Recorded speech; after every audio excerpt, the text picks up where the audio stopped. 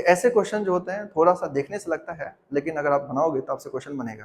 तो आपको ऐसे क्वेश्चन छोड़ना नहीं चाहिए, ये नहीं कि मतलब ये क्वेश्चन कॉम्प्लेक्स दिख रहा है तो छोड़ दिए, क्योंकि देखो छोड़ने के लिए भी बहुत कुछ नहीं है, क्योंकि आपको यहाँ पर स्कोर भी करना है। ये नहीं कि आप क्वेश्चन छोड़ते ही चले जाएंगे तो फिर स्कोर कब करेंगे, क्योंकि यहाँ पर आपको ये भी ध्यान रखना है जेईई में कि क्वेश्चन सही भी होना चाहिए और आपको ज़्यादा से ज़्यादा क्वेश्चन को अटेम्प्ट भी लेना है। ये नहीं कि आप सही कम आप सोचेंगे कि नहीं हम 20 क्वेश्चन बना लेते हैं, 22 क्वेश्चन बना लेते हैं, तो आपको ऐसे काम नहीं चलेगा। आपको बस ये ध्यान रखना है कि आप नंबर ऑफ क्वेश्चंस भी ठीक ठाक बनाने पड़ेंगे। आप ऑन एन एवरेज अगर आपको एनआईटी में जाना है तो आप मान के चलो आपको 45 क्वेश्चन तो बनाना ही चाहिए मिनिमम, और कोशिश करना चाहिए उसमें मैक्सिमम सही हो जाए। यानी 45 क्वेश्चन बनाते हो, उसमें अगर आपका 40 क्वेश्चन भी सही होता है तो आप 5 क्वेश्चंस मान सकते हो कि प्लस माइनस हो जाए, अगर आप एक्यूरेसी लेवल अच्छा है तब।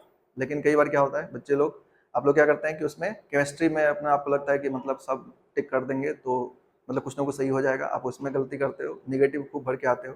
इसके बाद आप फिजिक्स में करते हैं क्योंकि आपको लगता है कि कोई फॉर्मूला कहीं भी सेट कर देंगे और हो जाएगा, ठीक है।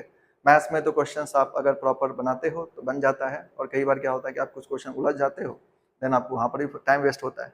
तो थोड़ा पहले से अगर आप प्लानिंग करके बैठते हो एग्जाम में तो आपके लिए ज़्यादा बेनिफिशियल होगा, क्योंकि यहाँ पर जेईई में अब ये है कि आपको स्कोर भी करना है और आपको उसके लिए क्या करना होगा, प्रैक्टिस ज़्यादा ज़्यादा करना पड़ेगा। तो नंबर ऑफ क्वेश्चंस भी बनाना है और सही भी बनाना है, ये भी ध्यान रखना है, ठीक है। और 45 क्वेश्चंस आपको इन जनरल एज्यूम करके चलना है कि बनाना ही बनाना है। 45 क्वेश्चन बनाना कोई बहुत बड़ी बात है नहीं, इजीली बना सकते हो आप,